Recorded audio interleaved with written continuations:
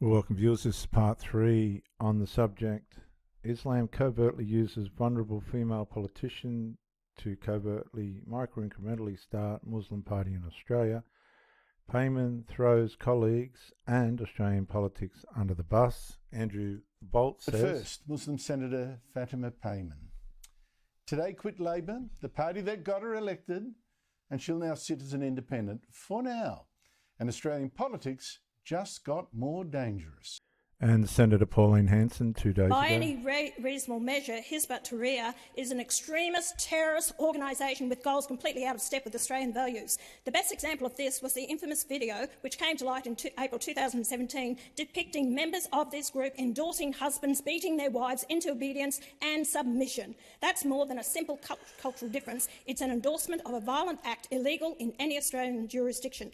And I would suggest the Minister for Men's Behaviour Change listen to this.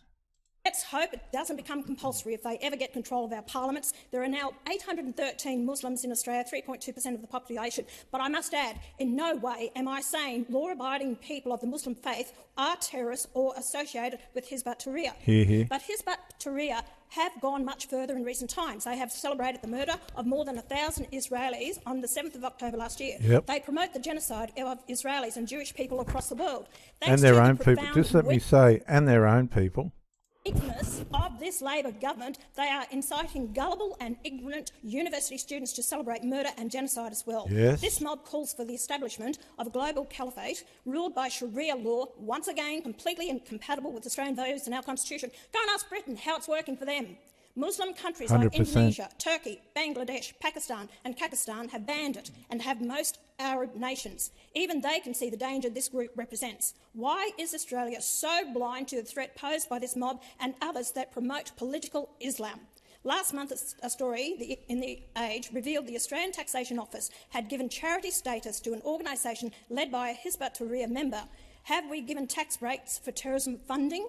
This week we heard news of a Muslim political blog being formed to target Western Sydney seats held by Labor ministers in order to force the ALP to recognise the terrorist state of Palestine.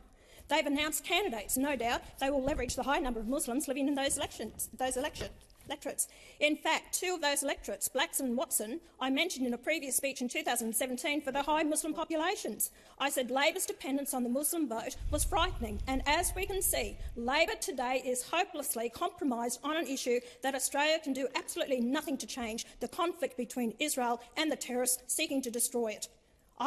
Just let me say, Labor shot themselves in the foot, because now the vulnerable Senator Payman will take those Muslim votes, start a Muslim party, and the Muslim guys that are behind her will get the authority they need to get into Parliament, and she will be pushed to the side. I've been warning Australians about this for years. In my first speech in the Senate in 2016, I warned that Islam does not support democracy, freedom of speech, freedom of the press, freedom of assembly, and especially separation of church and state. I said Islam supports a theocracy. I said it doesn't separate religion from politics. I said it may be a religion, but it's also much more than that. It has a global political agenda and a system that dictates and regulates every aspect of a Muslim's life. It's a system they plan to impose on all of us. I warned that we were importing Islamic extremism that had led to the Australian tragedies like the Link Cafe siege and murder of the Curtis Chang and the stabbing of 2 police officers in Melbourne. At the time, we were also exporting Islamic extremism, with radicalised Australians rushing to Iraq to join the maniacs in Islamic State. Pictures of an Australian child holding a severed head shamed our nation and appalled the civilised world. Equally appalling to many Australians is the appeasement and coddling of Islam, while the majority religion in our country, Christianity, is routinely demonised and persecuted. Can't offend the Muslims, say the proponents of multiculturalism, but Christians are fair game. I have repeatedly warned Australians about the dangers of allowing unrestricted migration by people from countries where this ideology is dominant. Political Islam has no place in Australia, and everyone in this parliament has an obligation to kick it out. This parliament has no legitimacy if it does not stand up to political Islam. This parliament has a constitutional moral obligation to reject, resist and outlaw any movement which seeks to overthrow our democracy and fundamentally change our way of life. A good start would be by listing Hizb ut-Tahrir for what it is, a terrorist organisation. Thank you, Mrs. Hanson. Make no mistake and mark this quote. Vulnerable Senator Payman has played Anthony Albanese and is now the puppet for Islam Muslims who want to get their foot into the door of Australian politics, and they will. They will. I advise all of you to watch this video by the Constitutional Clarion. I won't play it for you, I'll just bring it up. A tremendous presentation about the constitutional rights of Senator Payman. She doesn't give a conclusive answer, but she does raise some very, very serious issues that Senator Hayden or Payman may be facing due to her rebellion and throwing Australian politics and the Labor Party and everybody else under the bus. Watch this video. Is Senator Payman disqualified? Section 44 Redux, the Constitutional Clarion. She got my subscription. That was a beautiful presentation and very thought-provoking indeed. Is Senator Payman disqualified? Section 44 Redux, the Constitutional Clarion. Please watch this video. I thoroughly recommend it. We'll go back to our interview. Just me remind you of the title of this video before they possibly take it down. Muslim senator reveals damning abuse. Damning abuse, right? She faced for Palestine. Now, I want to remind you that the people of the Labor Party were supporting Palestine, even so far as to reject Australia being allies to Israel. If Hezbollah attacks Israel, we dragged, I don't know why, Penny Wong's assistant, dragged the Israeli ambassador into a meeting and told him that we would not be their ally if they retaliate after a Hezbollah attack. The Australian Labor Party couldn't do any more for this woman to express, and that I'm meaning the vulnerable Senator Payman, to express their concerns and willingness to help the people in Palestine. But she's rejected all that and ended up in this situation where she's devalued and discarded the Labor Party and is now on a smear campaign, we must say a smear campaign, to throw not only the Australian Labor Party under the bus, but Australian politics completely under the bus. Let's continue this interview. One Path Network, a very well followed network, 1 million, over 1.5 million subscribers. So it does have a strong contingent, and I'm going to subscribe because this has been a very good interview. I don't know if they'll like what I've interpreted it as, but that's fair game, and we'll continue. In the way it's silencing voices of dissent within its own ranks, and depriving the voices of rank and file members and those on grassroots level to really reach the top. We are here to represent people on the ground, but we have to ask which people. Okay, and a lot of this is predominantly about Muslim, Palestinian, Islamic people, which is fine. That's her people of choice. I'm not saying completely to the exclusion of other peoples, but I would say if she had a choice between the Chinese, for instance, it would definitely be Palestine on the primary agenda, because she's thrown her position in the Australian Party completely out the window, discarded it, and now is on a smear campaign against it for the people of Palestine, which is completely a sign of a vulnerable, inexperienced and manipulated person. That needs to happen when you can fully... She's losing a chain of thought, because now all the Muslim leaders and everybody else in Australia and probably across the world are watching her, and she knows that as a female Muslim, they will overtake her.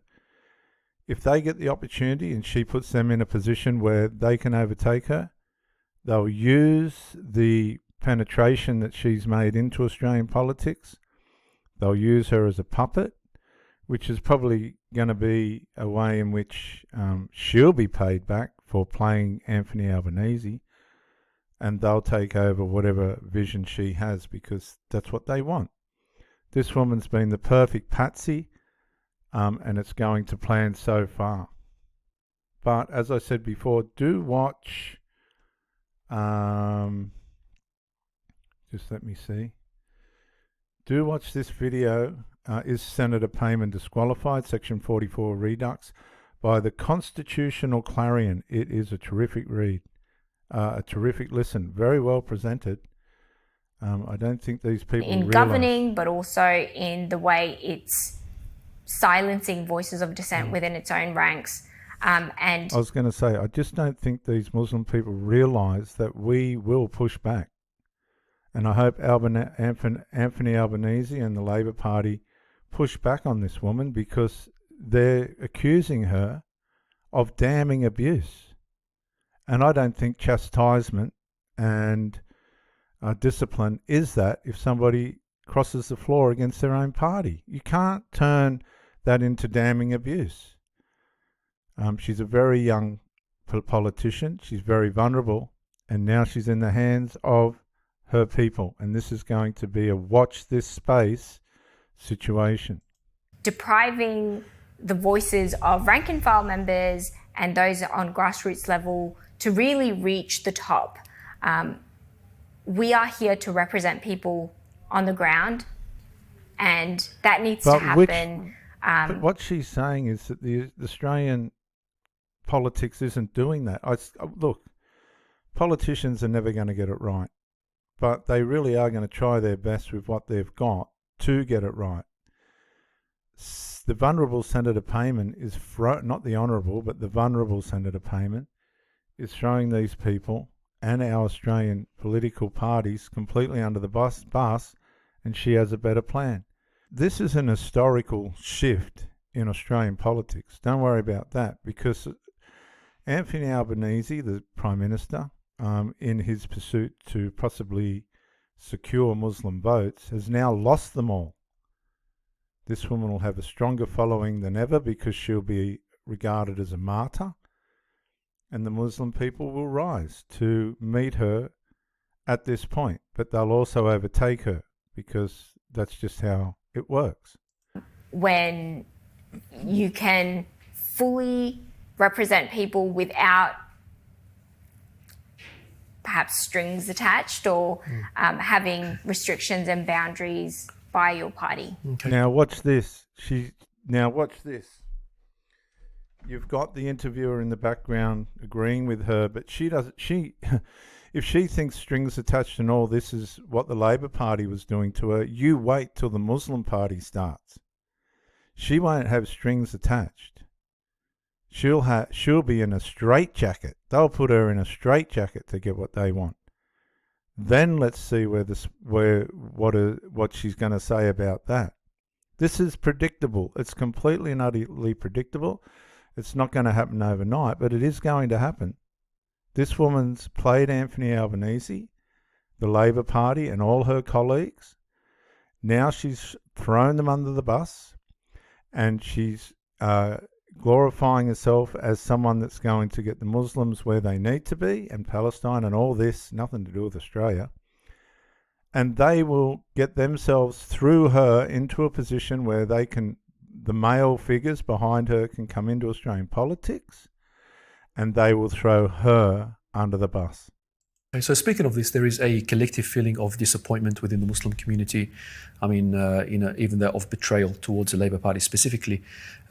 So they're blaming, you've got to listen to this very carefully. These Muslim people are blaming the Labor Party for abusing the very vulnerable Senator Payman. They're changing the narrative. They're running a smear campaign now against Albanese and all his Party and her colleagues, this is exactly how malignant psychopathic narcissism works. They love bomb. They get into the position where they want to get. This lady got put in the position of senator. They devalue, which is what she did. This is what the conversation's about, how she was devalued, but she actually devalued them with an inferiority complex, being of a minority as a Muslim in the parliament. And then they discard. It's the classic malignant narcissistic matrix pattern. Now what will happen is these people will now puppet her to get into a position where, put her in a position as a gateway for them to access positions in the parliament as males. And then they'll throw her under the bus. And the Muslims, the Islamists, will then be in Australian politics. This is how it micro-incrementally progresses. It's predictable, completely predictable. I want to play this again, what this gentleman says. We represent people without perhaps strings attached or having restrictions and boundaries by your party. Now, the Muslims in the background would be sitting there going, wait till we get our mitts in here. And she knows it. She's put herself in a position now where she's going to be puppeteered by the males that she will be subject to. And it's so predictable. Now listen to what this interviewer says. So speaking of this, there is a collective feeling of disappointment within the Muslim community. I mean, even that of betrayal towards the Labor Party specifically. Now, that was a very short statement, but a very powerful one, because don't forget, the Labor Party, Senator Penny Wong and this lady's colleagues that I would say have tried to support this woman, have stuck up for Palestine. I keep repeating myself. They've done everything they can to support these Islamists and Muslim people within the communities, even to subjecting the Israeli ambassador with a threat that Australia will not be their ally if Hezbollah attacks Israel and they retaliate. Now, where this kind of thinking and rhetoric and thought comes from, I do not know. If you don't realise, at the moment they're having the American, UK and Australian war game things, and we've sent a ship, a plane and 300 soldiers is all we could send. We've had an 80% decrease in our military representation at those games, and quite embarrassing. But I just want to play again what this man's saying after all the extent that the Labor Party has gone to support Palestine as far as they can within sanity, because it's actually become a little bit insane, all of this. We represent people without perhaps strings attached or... See, being in a team and wanting to be independent, I don't know if you've ever played in a soccer team or a footy team or any other team, and you've got this rogue person in the team that's not a team player. It never works out. It never goes well. They'll get 1 or 2 moments of glory, and they'll, from then on, wreck it for everybody else, and they have to be taken out. The Muslim people, the Muslim men would be thinking, and they'd know this lady's somewhat able to be a rebel. She's proven that, just like Delilah with Samson and Delilah. She's just Delilah Anthony Albanese, the Australian Prime Minister. She's now got the Philistines behind them. Listen to this. Having restrictions and boundaries by your party. Listen to what this So speaking of this, there is a collective feeling of disappointment within the Muslim community. I mean, even that of betrayal towards the Labor Party specifically. So what they're saying is Australian politics has betrayed them. The Labor Party's not only betrayed these Muslim people, they've also betrayed Australia in a way, and I say this very carefully and respectfully, in the sense that why would they threaten Israel not to be their allies? It doesn't matter how much you do for these people. It's never going to be enough. They're never going to appreciate what you've done. They will, on the surface, make out that they have. But when you look at this video, these people have hung themselves. That's why I'm onto this as quickly as possible, because if they pull it down, it's damning evidence of the underlying undertones and attitudes and perceptions of these people towards Australia. There's no respect whatsoever. You've got to understand, we are the infidels. Given their silence towards the Palestinian issue, and this is very prominent in electorates. There has not been silence towards the Palestinian issue. I'm telling you, the Labor Party has gone so far as forfeiting us as forfeiting our allies. There's nothing more you can do, right? It's all being taken for granted. It's all being blown out of proportion. It really has nothing to do with Australia. And we're forfeiting our allies, and these people are saying we ain't doing enough. Muslims hold a large percentage of the constituents who are being ignored by their elected representatives.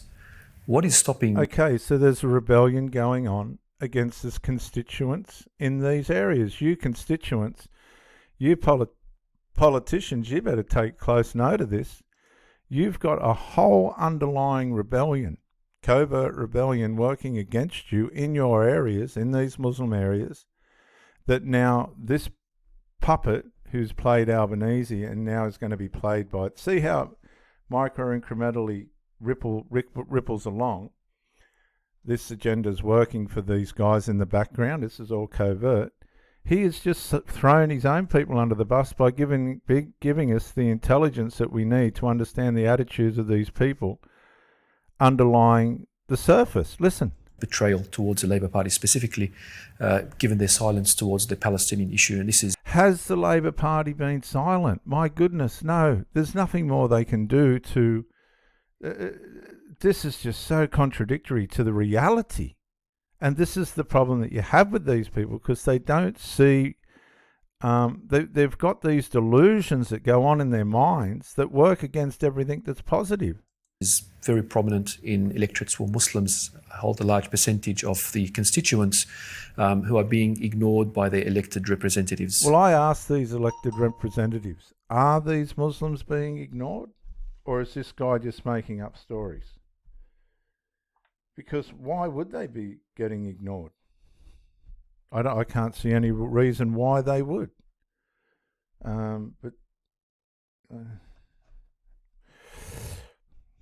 This is, I really, it just tires you out, because they never seem to come to reason, stand for reason.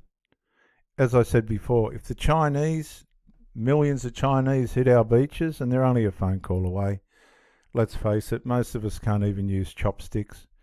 Do you think these Muslim people or anybody in our nation are going to be able to stop that? Right? Palestine's war will go on. Australia gets taken out. You know, this is all irrelevant to Australia, really. It's an agenda of the Islamic Muslims to get into the Australian politics, to get a foothold on Australia, and to do with it as they will. You watch, there's going to be riots and whatnot out of this, I guarantee it. What is stopping members of Parliament from standing up with their communities? Right, let's see what she says. Drum roll. Something I alluded to earlier, it could be caucus solidarity, feeling like their hands are tied and they must go with the collective decision. Going with a collective decision is going with the advice and influence of the leaders of the party. Now, you've got to understand, viewers, the leaders of the Labor Party aren't Muslim yet. And the Muslims don't like it, because it's not primarily influenced by that layer that was in the party. They've abandoned the Labor Party now, but this layer, these Muslim franchise, as it were, political franchise, it's already in the making.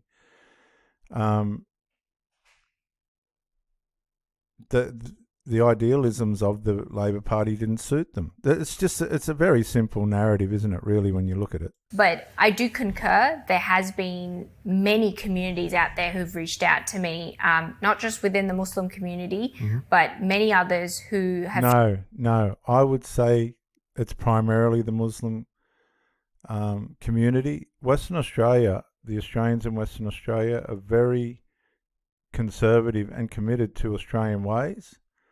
I know that we are flexible with all this other stuff, but she's talking primarily about Muslims. Shown that they are not really happy with the way their local Labor representative is conducting themselves. Okay, so she's throwing all her Labor or ex-Labor colleagues under the bus. And you just need to take notice of this, you Labor people. This woman has been working against you the whole time. Wake up. And I don't know how that rage and anger is going to manifest when we hit the polls, when the Prime Minister calls the election. But I know that... She's calling it rage and anger against the... Look, none of us Australian people, you can never be fully happy with whatever party's in. Electricity's up. There's strong possibilities that they're going to ruin the power grid. They wasted billions on the Aboriginal voice and all this other stuff. There's billions going into it. It's a mess, right? But you're still at the mercy of hoping that they're going to get it right. These people aren't doing that. They've thrown these people under the bus. They believe they've got the answer. And I would love to see it because, again, as I say, if you look back at their history, if that's the answer, no thanks. The mobilisation that I'm seeing and I'm hearing about, there's serious action and people really want to understand the political system so they can use that democratic right to vote in a constructive way. So what's your message to these Labor politicians? No, that's wrong. Any Joe Blow, any Joe Spong can tell what's going to happen with politics. When a new party gets in, it always starts off on a positive note and then it devalues itself and then it gets discarded and you swap and change. It's never going to change. You're at the mercy. Doesn't matter what you vote. You could vote for Pauline Hanson. You could vote for the guys from the mining party, Craig Kelly, terrific politicians. But they're not going to break through. You really are at the mercy of the Labor and Liberal parties, and you just got to hope they get it right, which sometimes they do, sometimes they don't. But throwing them under the bus like this is not the Australian way. Politicians who are in electorates that are sort of have constituents who care about the Palestinian issue, that yet they're silent. What's your message to them? I'd say you pledge to be the voice of your constituents and to represent them. It would be important and remiss of them to ignore those voices. So what you've got now is a Palestinian people, or whatever these people are. I've lost it because I'm just Australian. I've lost what these people are on about, right? All I can see is Islamic Muslims trying to force Australians into fixing a problem that's really not even got anything to do with our country, even though the Labor Party has already done everything they can to do that. They're denying this, they're undermining it, and they're trying to sit there and say they have the answer. Not for Australia. Oh no, not for Australia, but for the Middle East, a Middle Eastern war. Right now, if these people were, say, who's that war against? Russia and war between Russia and the Ukraine. Well, if these were Ukrainians, do you think we'd be sitting there listening to this? It's got nothing to do with Australia. If these were Russians saying Australia should fix the problem between the Ukraine and Russia, we've sent support to the Ukraine. We sent support to the Jews when the Germans were trying to wipe them out. But this sort of stuff, again, it's got nothing to do with Australia, the inherent core function and direction of where Australia is heading. We're not into wars and all this violence and stuff that these people do to each other. It's all within themselves. I repeat, it's all within themselves. It's got nothing to do with Australia. Yet they're trying to throw this woman is actually throwing all the people that tried to help her, the privileges that she had to be put in Australian politics on huge money, all of it, she's damning. Look, they're saying that they damningly abused her. No, she's psychologically, covertly abusing them because she's undermining every facet of goodness that they showed her. And this is going to tread on corns. I know it will. This could even go viral. I don't know. But it's time that people had the discernment and the ability to see where this is headed. It's a micro incremental start to an Islamic Muslim party in Australian politics. And ignore those sentiments on the ground. This has now become not just a matter that impacts electorates, but the nation as a whole. No, this is a matter that impacts Muslim electorates, not the nation as a whole. No, because the nation as a whole has beaches and barbecues and all the things that the Anzacs fought for. And look, just let me show you something, guys. Let's start to call this for what it is, right? All the things that the Anzacs fought for, this is the vandalism, right? This is the mentality of these people, the men that died and gave their lives for this nation, right? This is how we perceive them. Is this where it's gotten to? And don't underestimate how much these people dislike Australia and the Anzacs, right? Lest we forget. It's relentless. It's relentless what we're doing. We are undoing, and these people are trying to undo the peace, serenity and safety that we have in our nation. I'm going to have to do a session 4. We'll come back in session 4.